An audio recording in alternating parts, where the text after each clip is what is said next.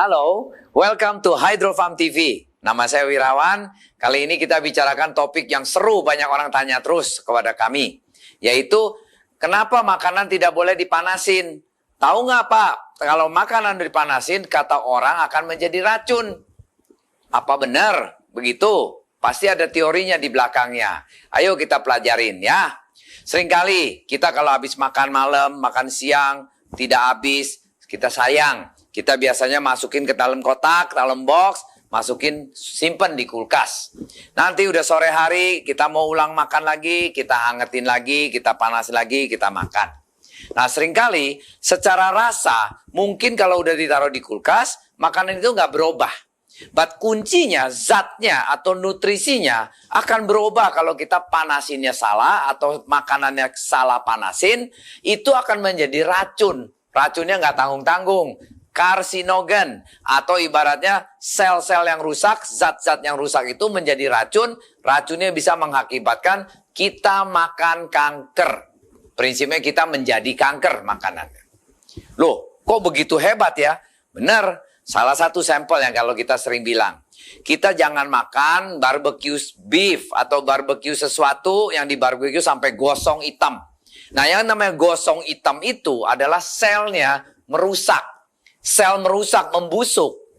Kita makan, itu menjadi sel kanker buat kita. Jadi prinsipnya kalau makanan di barbecue, dibakar apa segala, jangan makan porsi yang digosong itu. Karena itu sel-selnya sudah tidak layak untuk dimakan, sudah rusak. Nah rusak itu menjadi busuk, busuk menjadi kanker sel. Nah kalau kita udah tahu teori itu, marilah kita lihat. Apa aja sih makanan yang benar-benar yang kita tidak boleh panasin ulang. Kalau sampai panasin ulang pun juga itu kita ada resikonya untuk menyedap penyakit-penyakit yang kita tidak harapkan. Yuk kita mulai ya. 1. Bayam.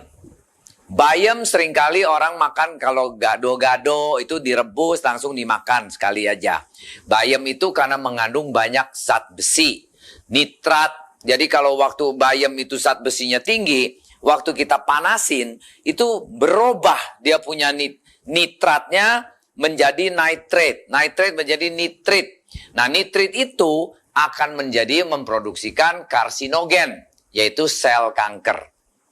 Nah paling bagus kalau kayak bayam gitu biasanya cuma hanya habis masak, dalam 5 jam kita harus bersihin, rapiin. Jangan diulang lagi dipanasin. Akan kita bukan sehat lagi, mungkin akan menedap kanker.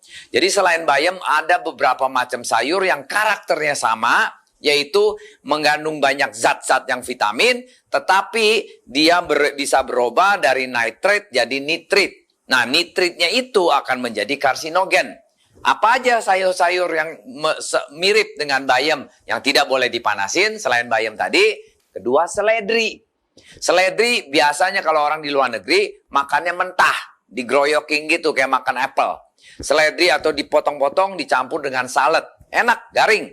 Nah, seringkali seledri kita di sini kita masak. Kita masak ulang. Nah, itu juga konsepnya sama. Seledri banyak zat-zatnya yang bagus. Nah, itu konsepnya nitrate and nitrit. Nitrate-nya tinggi menjadi nitrit, menjadi karsinogen kalau kita panasin terus ya. Seledri harus kalau bisa dimakan mentah, kalau nggak digrogotin, di jus, dibikin salad, itu intinya. Next, brokoli. Brokoli kita nggak kepikir, brokoli seringkali kita tim atau kita kita masakin, enak banget brokoli rasanya, anti kanker. But kalau di luar negeri makannya itu juga pakai untuk salad, mentah brokoli. Justru brokoli harus direkomend makannya makin mentah makin bagus. Kalau udah dipanasin vitaminnya hilang, nutrisinya hilang. Karena karakter brokoli sama kayak bayam sama seledri tadi, yaitu nitrate-nya menjadi nitrit. Nitrit itu menjadi karsinogen. Ya, lobak. Lobak kok bisa? Saya sering kali tuh Pak masak kuah lobak, masak lobak gini-gini. Nah lobak paling baik pun harus dimakannya setengah matang atau mentah. Karena konsepnya sama lagi. Ada nitrate, nitrit menjadi karsinogen. Makanya orang kalau sering kali lobak digodok terus, udah matang, dipanasin lagi, matang, dipanasin. Udah bukan lobak sehat lagi. lobaknya udah jadi racun. Ya, next kita lihat beetroot. Beetroot tahu nggak? Buah beet. Buah beet yang merah-merah itu. Itu adalah buah yang banyak sekali vitaminnya dan zatnya. Zat potasiumnya, macam-macam lah. Dia vitaminnya paling komplit. Karena dia itu kayak haus, rakus multivitaminnya, nutrisinya. Nah, kalau itu dipanasin, tidak bagus. Biasanya, maksudnya dipanasin berulang ya. Kalau sekali diangetin, dipanasin, makan, sehat.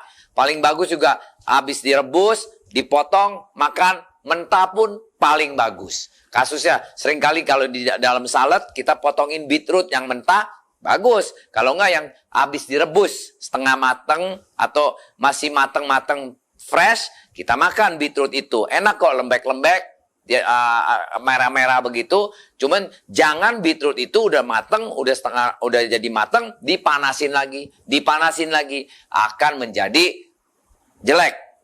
Nah, itu juga akan mengganggu kesehatan kita. Salah satu efeknya dari beetroot karena banyak nutrisinya, menjadi kita pencernaannya keganggu. Ya, terus ada lagi jamur. Jamur makanan yang paling sedap, paling enak, paling mewah kalau kita bilang.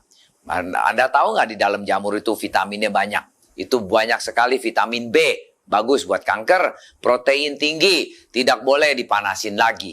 Kenapa? Karena jamur itu kalau dipanasin nanti bisa ada side effect-nya karena itu banyak probiotik atau bakteri-bakteri yang bagus. Itu kalau dipanasin udah mati, akan kita bisa jadi diarrhea atau perut kembung. Nah, itu salah satu efek dari jamur. Seringkali kita kayak keracunan makan jamur. Nah, itu bisa jadi perutnya kembung-kembung terus. Nah, itu salah satu yang efek sampingannya dari kalau jamur dipanasin berulang-ulang.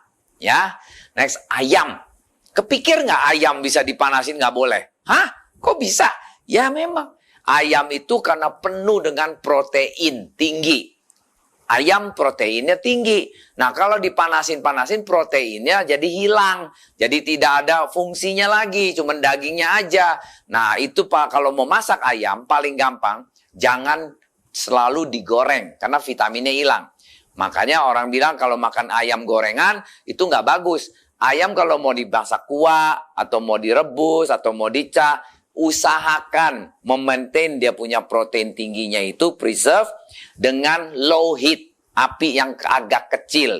Apalagi kalau kita godok ayam kuah, apinya pakai api kecil aja, jangan terlalu api panas gede-gede gitu ya. Itu rusak, protein punya sel-selnya akan hancur, buat kita udah jadi nggak baik gitu kalau kita makan. Karena protein udah rusak, selnya rusak, ya jadi salah satu kanker punya asal-usulnya.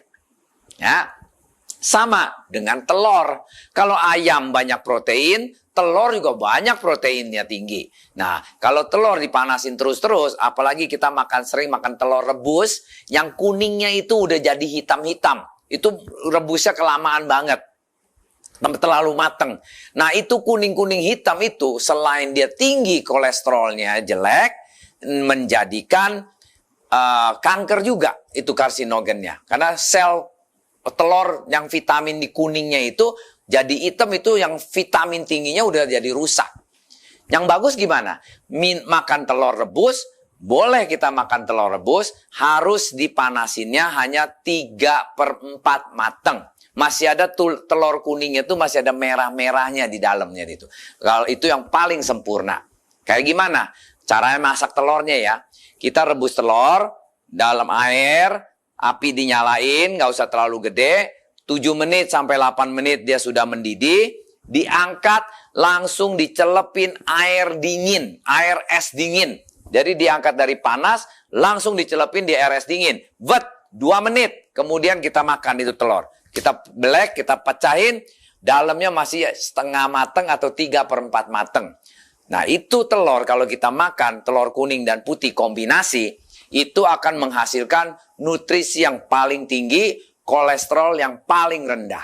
Orang bilang makan telur kolesterol tinggi. Kalau makan telur yang 3/4 mateng ini telur sehat. Setiap hari pun boleh makan. Nggak akan naikin kita punya kolesterol. Kenapa? Karena di dalam telur yang 3/4 mateng itu adalah HDL, LDL. Kan telur ada HDL kolesterolnya ya. HDL itu kolesterol yang baik. LDL kolesterol yang jelek. Kalau telur yang sudah terlalu matang kuningnya, itu LDL-nya tinggi. Kalau telur yang masih 3/4 matang, dengan itu telur ada kandungan omega 3-nya, itu LDL-nya rendah, HDL-nya tinggi. Jadi yang bagusnya banyak. Berarti kita apa? Makan telur, kolesterolnya nggak tinggi. Kolesterolnya bagus untuk semacam kayak omega 3 untuk badan kita. Proteinnya tinggi. Nah, itu menjadi telur sehat. Ada research di Amerika. Ada orang umur 70 tahun, setiap hari makan 3 telur. Selama 6 bulan dia makan telur, dia tadinya kolesterolnya 420. Dengan dia makan telur setiap hari 3 telur loh. Ini memang lagi eksperimen ya. Dari University of Kansas kalau nggak salah. Nah, dia makan telur selama 6 bulan. Setiap minggu dicek darahnya sama profesor-profesor di eksperimen. Tahu apa yang terjadi? 6 bulan kemudian, malah dia punya kolesterol dari 400-an turun menjadi tinggal 150. Lah, kok bisa? Nah, ternyata yang dia makan telur itu bukan telur putih tok. Telur putih dan kuning yang dimasak setengah matang sampai 3/4 matang. 1 hari 3 telur. Dan itu malah menurunkan kolesterol, menurunkan asam uratnya, menurunkan trigliseridanya. Itu hebat. Cuman kalau kita sekarang di posisi udah umur sekian, lebih bagus jangan kayak gila gitu makan 3 telur sehari.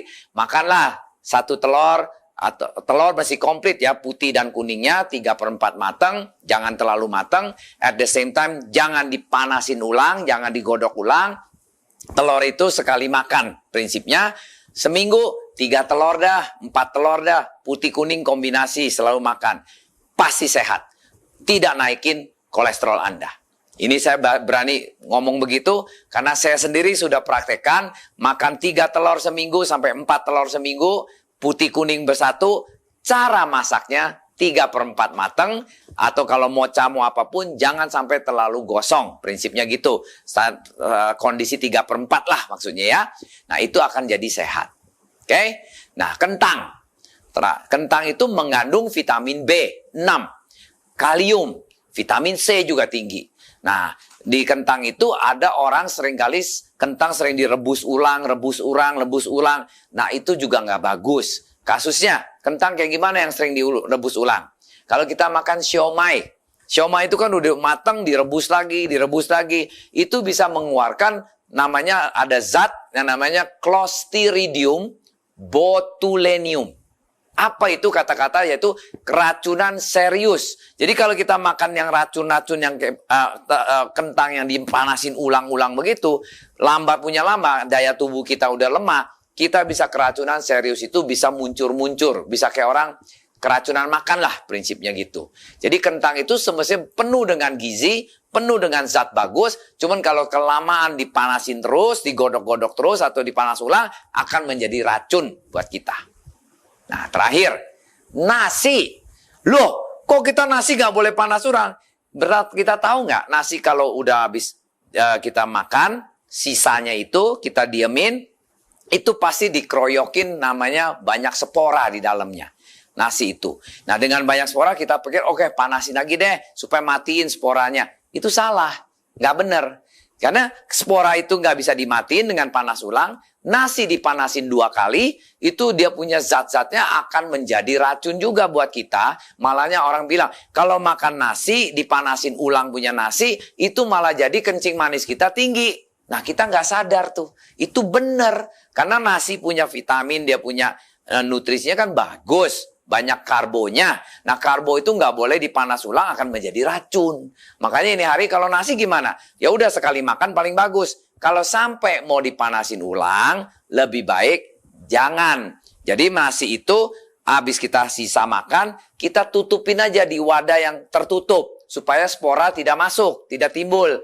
Nah, at the same time, nanti waktu kita mau makan, ya nasi yang sama itu kita makan ulang. Jangan dipanasin lagi. Nah, itu lebih aman. Kalau sampai perlu dipanasin, nasi yang sisa itu kita tim aja sebentar di dalam air uap yang ini kita timin sebentar 5 menit 10 menit langsung kita udah boleh makan. Jadi panasinnya skala tidak langsung, pakai tim aja gitu loh. Nah, itu yang benar. Nah, kalau kita terus nasi berhari-hari dipanas ulang malah jadi penyakit, bukan sehat lagi. Ya. Nah, saya rasa konklusinya berarti kita ada 10 macam sayur dan makanan yang tidak direkomendkan untuk dipanasin ulang. Apabila dipanas ulang tidak benefit buat kita, badan kita malah menjadi sakit. Jadi paling aman ya harus makanan setiap kali makan yang mentah paling bagus. Kalau nggak bisa mentah, dimasak sekali tok. Dalam habis sekali makan, udah jangan dipanasin lagi, udah jangan disimpan lagi. Kalau sampai perlu disimpan, hanya boleh makin sekali lagi dipanasin, cuman dasarnya mesti ditim aja. Jangan dicah lagi atau digoreng lagi. Itu bahaya buat nutrisinya sendiri menjadi berubah. Zat-zatnya itu menjadi racun buat badan kita. Sekian saya rasa cukup. Ini kurang lebih untuk kita pendidikan aja. Tambah info-info aja. Apabila Anda suka video ini, ayo kasih banyak jempol kepada kami. Sekaligus juga klik subscribe di sini.